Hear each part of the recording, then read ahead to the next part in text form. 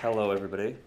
So yeah, my name is Quinn Renfandt. I am going to tell you a little bit about farmers markets and what we've learned, and then hopefully kind of set the stage for what I believe we should be focusing on for the next phase.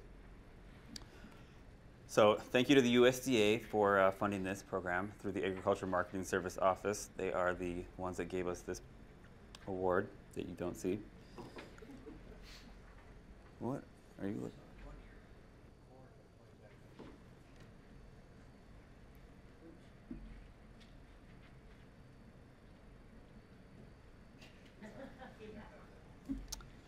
So imagine you're seeing a logo from the USDA office. Let's see what we can do.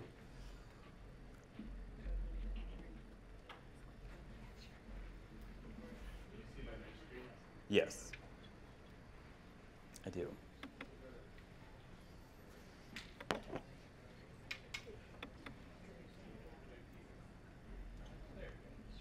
That was handy.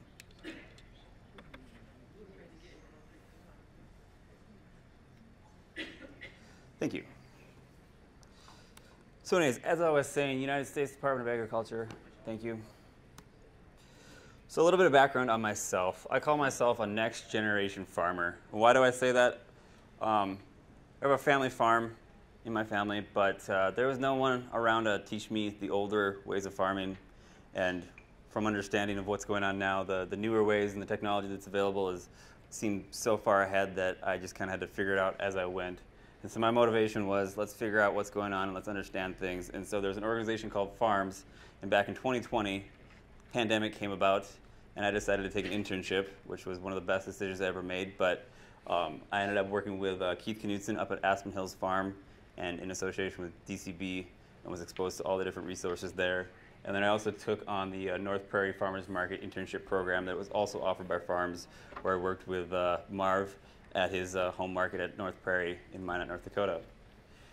In addition to all of that, since then I have worked with various producers all across North Dakota, all the different kinds of markets, and got the chance to be a part of a cooperative, a producer cooperative, where we have it in the Red River Valley, Red River Harvest Cooperative, and basically we're, in the simplest terms, an online farmers market, but we're hoping to do some more there. And outside of that, my personal level on the farm, I've been building out a greenhouse facility that is going to be geothermal and ideally as sustainable as possible, but I know that's a word that gets interpreted in a lot of different ways. But my goal is to kind of have as zero input as possible and have higher nutrient dense production. Through this program, we had strategic partnerships with the North Dakota Farmers Market and Growers Association, FARRMS, as I mentioned earlier, and the North Dakota Department of Agriculture. This is administered through the Entrepreneurial Center for Horticulture, which is a interesting idea that we have up there at the college. And basically what we do is we work with various size farmers, usually smaller production, and focus on specialty crops and the needs of those that are involved with that. And that kind of extends into a lot of different areas, but today we're going to be talking about the farmers market aspect of that. So in 2018, the ECH was awarded a Farmers Market Promotional Program Award. And if you're not familiar with the Farmers Market Promotional Program, it's a specific program that the USDA facilitates and does, how do I say, support for direct marketing and direct marketing channels, especially when it comes to specialty crops. And that does extend far beyond farmers markets, but with what we did, it was focused on farmers markets. And the reason they went ahead and wrote this grant and pursued this was we were noticing a trend in North Dakota. The only look-back period that we had was back in 2010 that represented data of what was going on. And since then, up until 2018, there was no information available as to what was actually going on the ground and what was happening. But we knew that farmers markets were becoming more popular. We knew that the renaissance of the farmers market, so to speak, was happening across North Dakota. You can look back into 2005 up to 2015, and you'll see that there's a large increase in participation. Additionally, North Dakota's population increased for various different reasons, looking at the oil boom and other reasons that people were coming to the state and the needs of those people that come along with it. But the problem that we identified and knew about was capacity. rural run farmers markets, they lack the capacity to keep up with that growth. Many of the managers themselves, I mean, they're volunteers, they're market vendors, they're preoccupied, you have a lot to do, and it's really hard to establish a organizational structure while fulfilling all those roles. Additionally, when most of the educational tools available are probably either coming from YouTube or your own, there's no collective way of approaching these. So the solution, write a grant, talk to some people, gather the evidence, hope we get funded, and that's usually how we approach these things. So that's what we did. The plan, well, in North Dakota, I put this up here because usually we just like to go out and get it done. Like, we just like to figure out how it's going to happen and fail along the way and then hope it works out in the end. But for a grant, obviously that doesn't work out that well, so we had to put some bullet points to make it more real. So we had 6 different objectives for this particular grant. The first one, recruit and convene a stakeholder advisory board. Why is that important? It's important because we can't do it alone. The Department of Agriculture obviously plays a huge role in the farming scene for both specialty crops, large commodities, and everything else. But more importantly, they are the reason that we get to be here today and kind of the collector of everyone when it comes to this particular program. NDSU Extension, although they don't have a huge role in the small farm, local food side of things, they do help facilitate a lot of the, what do I want to say, support for what we're doing, but they weren't necessarily the biggest contributor to this particular program. The North Dakota Farmers Market and Growers Association, obviously being part of the farmers markets, they worked with us on several different projects, one of them being the surveying that we did and trying to incentivize participation through awarding gift cards to, I think it was a drawing that we did. And then FARRMS is a big player with their internship program, as well as their extensive knowledge when it comes to the educational side of small farming and agriculture here in North Dakota. Needs assessment for North Dakota farmers markets. The reason this is a major objective is because this is tying into the unknown of what's going on out there, what do people need, where are they at, and how do we develop programs and things to facilitate those needs. So we had to go out and identify the current challenges and struggles that were happening. We had to actually get out there and figure out and listen to the farmers market vendors, farmers market managers, and anyone that was in that arena. We wanted to increase and improve the market manager training, going back to the rural market manager as the main motivation, and educating people on how do you conduct a successful market, what are the challenges, what are the risks you got to look out for, and what are the things that you just need to understand to have a functioning market. Farmers market interns to support market managers. This was in collaboration with FARRMS. They facilitated the entire internship program. I myself was one of the interns in the back there. Shelby was also one in Minot as well. In developing this particular side of things, the goal was to have someone that was going through a training program at the same time of being able to help work with the manager and help develop those markets through a strategic plan, and then leave them with something that that market could then continue on with. The intern program itself was, in my opinion, a success. However, if we were going to do it again, there are things that we would allow the interns to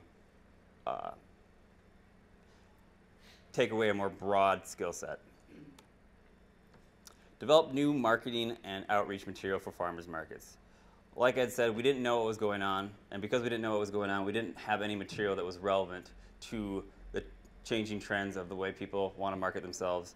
And when I say trends, I'm saying like appeal, visual, marketing, and all those things. And so we went through and updated as much as we could with what we had, and basically a rebranding campaign of local food in North Dakota.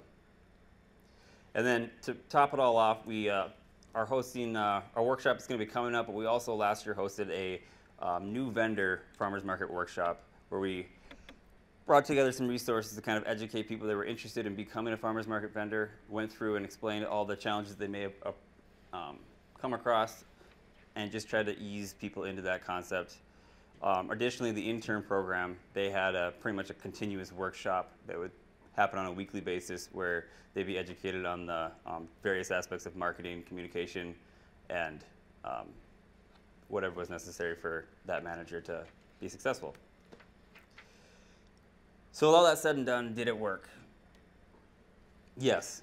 Yes, we did fulfill our objectives. Yes, we did go through and complete what we wanted to do, and we could say that we increased the market capacity of farmers markets across North Dakota. Some of the key findings, we're going to touch on this a little bit. So we had no idea what people were spending. We had no idea what it was people were utilizing farmers markets for. And if you're a vendor and if you're someone that's trying to go through and build a business through this opportunity, you want to know what potential is going to be out there. According to this, we had over 30% of people say they spent over $30 on market day, which was surprising when we found that out. $30 is quite a bit for the farmer's market. But on average, what you don't see here is that the average person only spends between $11 to $20. This is the average farmer's market sale per person. One of the challenges, well, with developing data that is accurate is having accurate ways of collecting that data. We had customer counts, but if anybody's tried to count a bunch of people in a big room with a clicker in your hand at a farmer's market, it's probably going to be a little bit of error. Additionally, with this, it was based on anybody that wanted to participate, and we were incentivizing people to participate, like I said, with the gift cards and trying to, say, hey, tell us what you're doing, how you're doing. But we only had 6 markets out of the 55 that are present in North Dakota, and as much as we want to say that this is an accurate representation, there's still a lot of information that we don't know. But we know that people are going to the farmers markets, we know that they are spending their money, and we know that they are taking the time to learn what products are for sale. However, when it comes to the produce side specifically, we do know that they aren't utilizing the market as their grocery store or commodity procurement for themselves, rather more like a specialty crop or a special purchase. The other big problem in our data collection time frame was this event that happened that I'm not sure if you're familiar with, but it kind of affected our ability to know if our marketing strategy was going to be effective, because everything changed when it came to the structure of a market and the interactions of what we anticipate to happen. So instead of promoting and trying to get the market managers to have, for example, music events, well, that brought people together, which is a good thing without a pandemic, but because of that, we didn't approach any of those ideas, and we kind of halted that whole thing. However, we did see that a lot of people did still come onto the market. They did want to participate. We just, from a marketing standpoint, weren't really able to fully do what we wanted to do, and therefore, obviously, that reflects in the data that we could have done more. But yeah, 2020 was a weird year overall. This is me and Keith Knudsen during my internship up at the Dakota College in Bottineau. And again, I put this on here because we can't underestimate how much we don't know because of that event and the effects that it had. And so looking back, I wish we could have been more effective. I wish we could have done more, but we had to work with what we had. But this is what I'm trying to lead to, is through understanding all these different marketing aspects, the number one challenge we identified was capacity. Capacity for a farmer's market to organize itself, and capacity for them to successfully market and carry on the duties they want to do. And what I'm getting to is we have to look at the farmer's market leadership, structure, and organizational capacity. And what I mean by that is who is running the farmer's market and what are they able to do for that market. And I'll give you an example. When I was interning with North Prairie, understanding my role in relation to the manager and what we were supposed to be doing was limited based on our ability to make decisions that were ours to make. The board and the market manager, they have a relationship. However, they have a very limited budget in that sense. And being an intern and witnessing that, I saw you need a lot more to facilitate a really successful market. There's a lot more happening here. It's not just showing up in a parking lot and hoping people show up. Like, this is a true business opportunity, and honestly, one of the easiest and most straightforward startup opportunities available to almost anyone. And there's a lot of responsibility that comes with that. And if we're gonna approach a way of facilitating the function of a farmer's market in the community, we have to look at how we structure it, how we understand the resources that it needs, and how it can access those resources, it being the farmer's market and the leaders of that market. And so now I'm at the position where I say we have to look to the community leaders. We have to identify who within our cities and our communities can help with these markets. The capacity of an individual vendor is limited. It's just not gonna happen that way. And so we have a traditional structure of having a board that oversees a farmer's market, and a lot of the boards that I've seen are consisting of vendors themselves. That, going back to capacity, is a bottleneck for the market's development and its success. So if we can sit down and figure out what does it look like and what are the struggles, I think we can enter into a new era of the farmer's market, and we can begin figuring out how to structure these things more successfully. But this is where I'm going to open it up to anyone's discussion or input they would like to say on this, whether it's in opposition or in support of the leadership structure of their market and what views they may have. So does anybody want to throw any ideas out there? Well, my first thought is that North Dakotans don't like to be managed. So that's a challenge, I think, when you're trying to develop some rules and regulations and structure to a farmer's market. You know, some individuals are so fiercely independent that when you start to apply some parameters, people don't comply, or then they sort of pull out because it's getting too organized or whatever. So that's, I think, a challenge for farmers markets in North Dakota, keeping vendors, you know, engaged and involved, but also providing some, like you say, capacity to develop it and even do more with it. So that's a comment. It's not necessarily a question, but it's one of my observations. I think playing off of that is that I think we have to start looking at ourselves as businesses instead of hobby farmers. And then that's where we need that kind of respect from the community to treat us like we're business people also, as part of that structure thing that we should be doing. So you touched on the independence factor of North Dakotans, which is one of the #1 things we witnessed. How would you communicate that? What's the best way to communicate that to North Dakotans as a whole? Like, yes, we want to do our own thing, and yes, that's awesome. However, there are certain aspects that we need to work together on, and it's not necessarily oversight or micromanagement of the activities, but helping facilitate the market, just the functionality of it, and the community-centered piece of it. I think one of the first things in my head is united we stand, divided we fall. I think when we work together as a unit, of course, we can increase the capacity of the farmers market and its outreach, increase the capacity of our business, our reach, and people who are coming in. And I also think, along community lines, I think that the farmers market vendors are a community, and so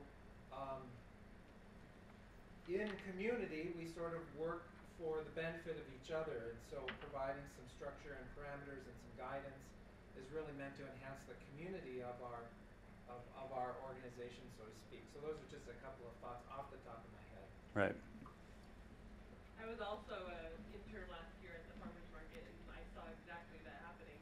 But like you said in your slideshow, times are changing, but when you get the input of everybody, they can all feel that they're included, and that's what we're trying to do with the Minot market, to make sure they feel included for next year, because there's so many opportunities that we miss just because people are closed-minded, and they've always done it this way, that we can't move forward if everybody's not in agreement to move on into those times that are changing. Right. We have the flip side, and go completely the opposite. So Cam and I own the farmers market. We make the rules, we enforce the rules, and we are fiercely driven to grow the market for us as vendors. And all of the vendors that participate with us come along happily. You know, they know that we're going to be there consistently, they know that we're in a growth pattern, and they like to be part of that. The rules don't bother them at all. I mean, yeah, we all have to have rules, it's great, whatever, and they don't need the input, they like to just be there because they know that we're just going to keep going 100 miles an hour forward and making money. Right.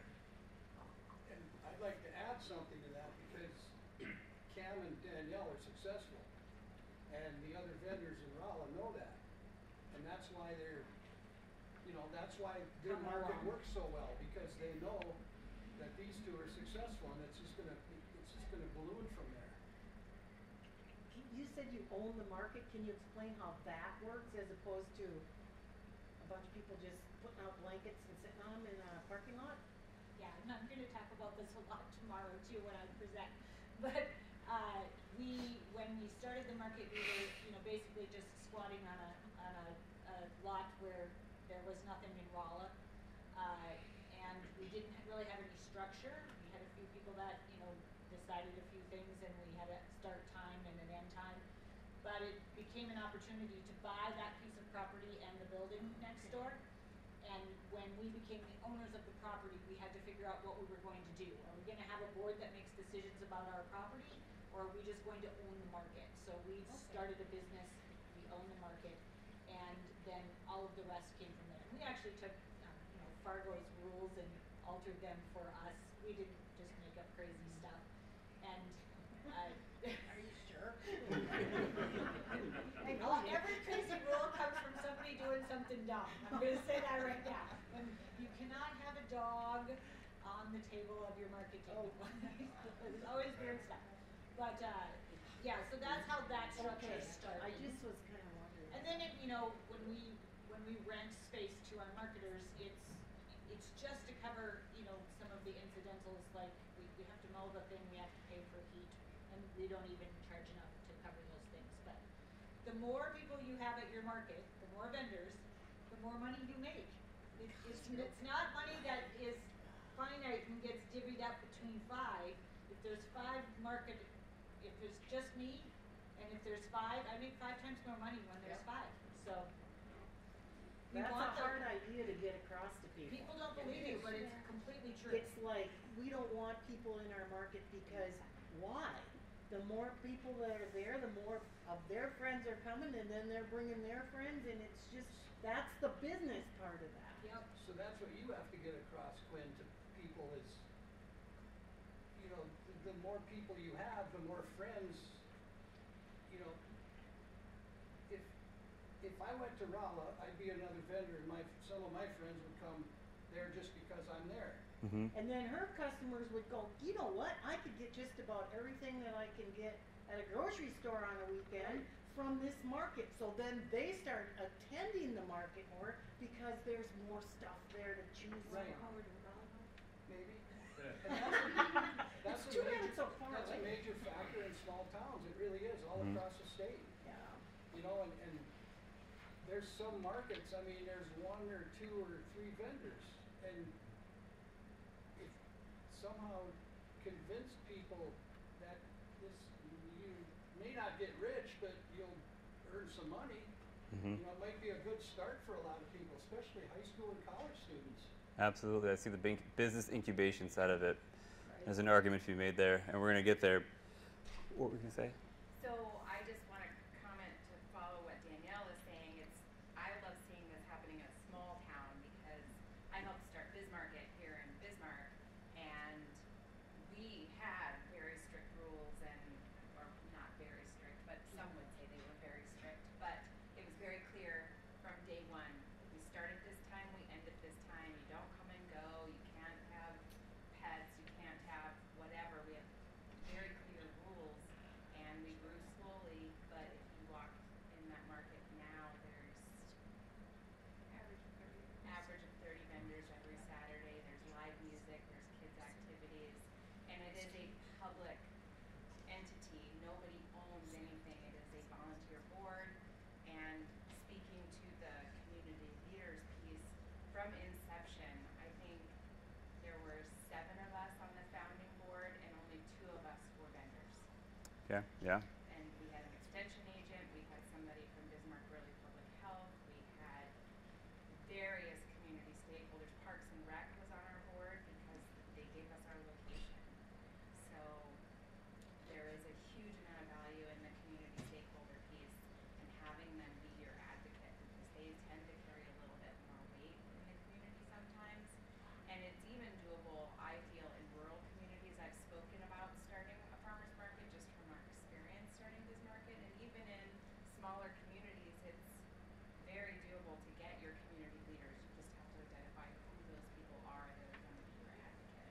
Right. The problem with small town is those same 10 people are doing everything for every Yep, group. well, it's the So same you- in Bismarck yes, too. Like, exactly. I And see the same biggest people at the factor library of that I us see. forming it privately was the SNAP part of it. We couldn't accept SNAP personally, or we could have, but then our That's a other huge vendors couldn't. So hoops, we yeah. own the market, we run the SNAP, then every vendor can collect SNAP. Right. So then to find the people to organize a board and get this all together, and it had to happen very quickly, or Sure, we couldn't have had it that year, so it's just like, we're gonna do this, and it works, so.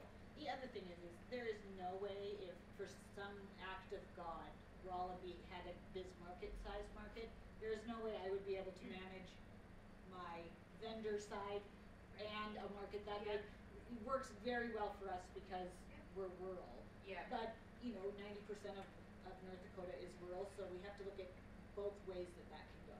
Yeah, Mhm. yeah, and we've always had a paid market manager Yeah. after our first year, not a vendor. So it's in our bylaws. And so this is a great example. If we're going to touch on Fargo, Folkways, being a community development organization, taking the lead to kind of bring together that market for various reasons that we won't get into, but they did it really successfully. But their approach wasn't coming from a vendor's need or desire. It was coming from a community development standpoint. How do you create a community centerpiece that not only can you be proud of having this for your community, but also like it facilitates interaction that extends well beyond what we typically consider just the local food side of a farmer's market. And so in partaking in a marketing promotional program, marketing is the most expensive thing for anything, right? Getting people there, like you're saying, how many more people can you bring in? Like, is that completely on the market and the vendors themselves to draw people in, or is there ways to tap into other parts of the city or other parts of economic development to help facilitate not just advertising, but also just awareness of the market and support from your city and from your local governing body? And so what I see is shaping this into something that we can move forward on and shaping this into something that makes sense, that again isn't oversight too much, but it presents the opportunity from a business incubation standpoint, it presents the opportunity from a community centerpiece standpoint, and it presents it from a overall, like, I don't want to say holistic because that's a buzzword, but just a culture. Let's say a culture. How do you facilitate a culture, and who's supposed to be a part of that? Larger areas like Bismarck, like Minot, like Fargo, it's going to be easier because you have more money, you have more people, the market's going to be more successful. But you have a rural area, and it seems to work. Is there a way we can develop a model that could be duplicated to help spread that opportunity? Is there, what needs to happen? And that's where we're at, is asking that next question of what do we need to do to help stabilize this particular industry in North Dakota? What do we need to do to market this opportunity in a way that people identify with it as an open space? And how do we help communicate that with the governing bodies to identify their role in it? And we had a very good point earlier about thinking of yourself like a business, and I'll be talking about that tomorrow morning. Mm-hmm. That you're not just somebody who comes from the country into town, but you actually are a business, and you function as a business with the rest of the businesses, and that's something that we do. Mm-hmm. We're part of the chamber. I'm on the board for the chamber. You know, we do lots of interaction as a business, and that makes a big difference. We'll talk about that tomorrow. Right. So leads to what is going to be happening here soon. In conclusion with this grant, we are going to be hosting a farmers market workshop. It's going to be a 2-hour thing because it's going to be virtual. And I feel that people's attention span in a virtual world is pretty limited, so I don't want to try and take up too much time. But the audience for this particular market is going to be geared towards Chamber of Commerce, city councils, economic development agencies, anyone that is willing and wanting to step up in their community and take the lead, and identifying how do we set it out and lay out rather what needs to happen, but also in a language that people understand when you're not, trying to be a local producer or trying to market your goods. When I say that, I mean from like an economic development standpoint, what are the metrics you need in place to be able to measure success and know what you need to do? So one of the speakers that we're going to be bringing in is Dr. Becca Jablonski. She's a PhD, and she's been studying local food economics for her entire career. She's probably setting the bar for local food research, as well as developing toolkits with the USDA to duplicate across America and wherever else I guess they want to use them. But trying to create a numbers-based approach as to why a farmer's market and a vibrant farmer's market scene appeals to a city developer or city leadership structure. Another one of our speakers is going to be Simone Y from Folkways, who was integral in getting the Red River Market up and going, and also has just a really great broad view of life and how to facilitate community interactions and beginning the process of teaching, again, a duplicatable structure to help markets all around. But really, it's still up in the air as to what the best way to approach this is. And that is what it's going to take everyone to kind of have conversations like what we're doing right now, working together and figuring out which organizations, which places are best to spotlight, and how we can make this happen. Because like we're touching on with the business incubation side of things, like there's a huge opportunity here for everyone to partake in. And we're talking all ages. Like if I would have understood the farmers market concept when I was in high school, and I could have had that opportunity to go be an entrepreneur and sell or do whatever I wanted to do, like it would have been great, right? And I just think we're not talking about it in that way. We're not presenting it that way. And you see cities where you have multiple markets trying to compete for the same attention. It just kind of hinders the operational capacity of a market itself, and that trickles down to everyone. So if there's any other thoughts or comments you'd like to say on this topic, I would love to hear them. Anne. Quinn, I know that you said that you wish you could have done more with this project, but as someone who benefited, our market benefited from 2 years of interns, it was so helpful during the pandemic, really did. It made a world of difference to us. And look at, there's 3 of you in this room, plus Felicity, that are very engaged in local foods now. So you guys have made a big difference with this project, so we appreciate it greatly. Yeah, it was fun. It was a good time. You mentioned earlier in your presentation that part of this grant was updating some outdated marketing materials. Like, can you tell me what that was and where to find those? So one of them is the, before we had the local food map online, there's a pamphlet that went around. It was generated to update which markets were actually happening right now and where they are, and then contact information for those particular markets. And so I believe that came out in 2018, 2019. But that was just an example of updating things. And then that kind of ties into the local food map that we can now have, you know, in real time. It can be updated. Yep. Is that the one you're talking about? Yep. Okay. And then just some of the promotional things with the pamphlets and everything that we were putting out, just updating the information that was on those, photos that are more relevant to now. And yeah. There were a couple other updates too, Sue. There was an update. We have a website called ndsmallfarms.com, and it has now as a toolkit on that website for individuals that maybe want to start a farmer's market or look for ideas as to how they make updates or changes to their farmer's market. So feel free to go there. The other part, another update was that we have a farmer's market manager's online course at Dakota College, and this particular grant we've had that for several years. I think it was back in 2012 is when we first created that online course, and then with this grant, and we were able to update that online course quite a bit, and that's for farmers market managers. So it kind of walks a person, potential or a market manager through the steps that they should go through to organize or to structure or to even just learn about a farmer's market. So that's a couple of different areas too. ND Small Farms has quite a bit of information on it.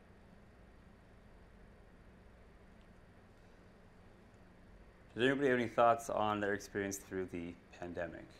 Did that affect anyone's home market in such a drastic way that you've discovered something new? Pay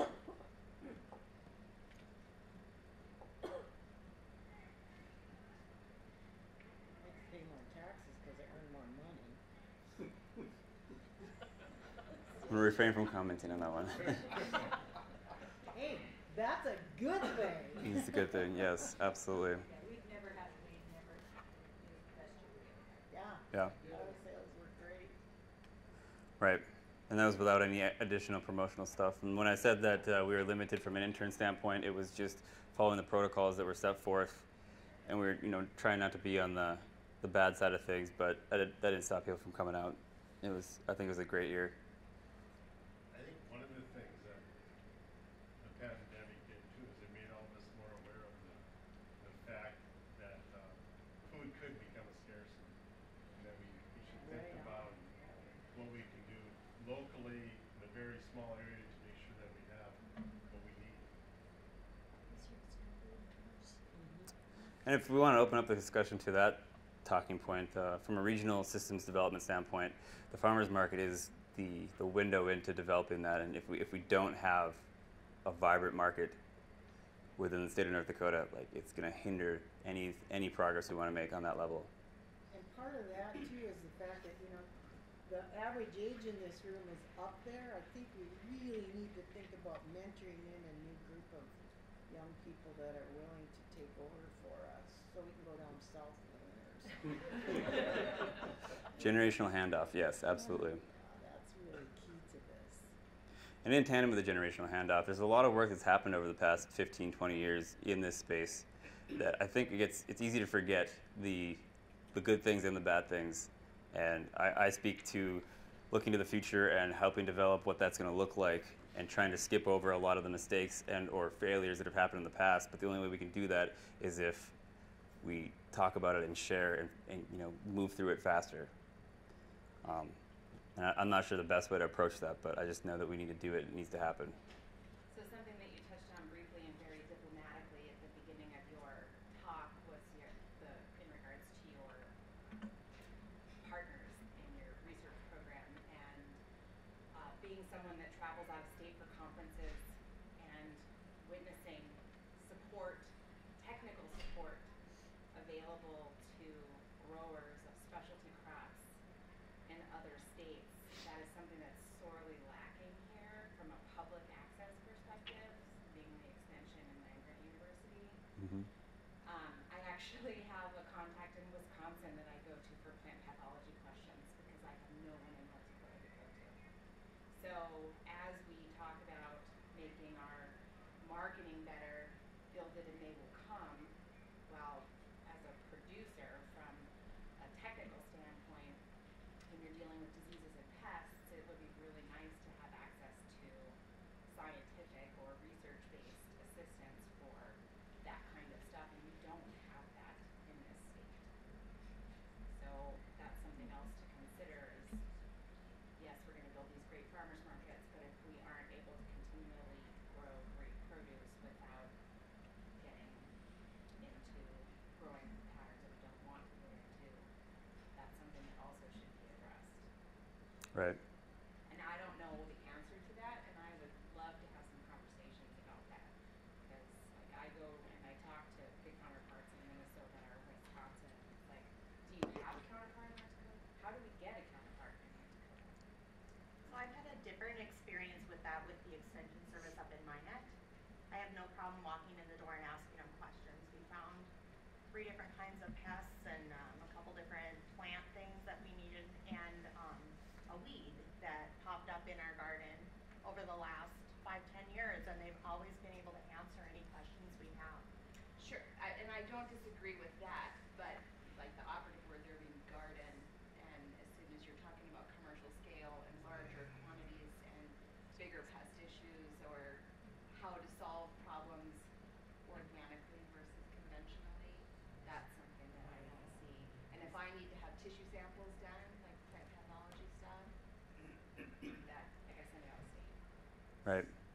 That's getting into kind of a niche or a specific point of the thing. But if we were to ask the question, outside of marketing and outside of the money-making side of a farmer's market, what are other support functionalities that we see missing from the farmer's market scene in North Dakota? Are there any specific things that come to mind?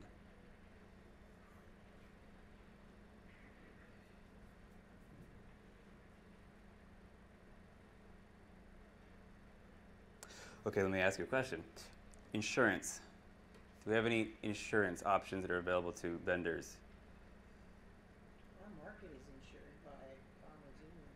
Farmers Union? Okay. Perfect. Yeah. And insured through the group? Like the whole market? Okay. Yeah. I mean, we have individual insurance, but the entire market is insured as well. From a branding standpoint, do you feel, as a farmers market vendor in North Dakota, that there's the integrity behind it as a business owner? We actually use that as a tool when people are applying to our market and they're like, "That's how much?" And we're like, "You pay rent, you're insured, we do all your marketing." That's part of that package when we're accepting new vendors. So Okay. I think it holds value. It's changing, Quinn. You know, it used to be that, yeah, there was a lot of people with meat resistance like Sue was talking about, but that's changing because I think people are starting to recognize that markets can be and are becoming successful across the state. Cool.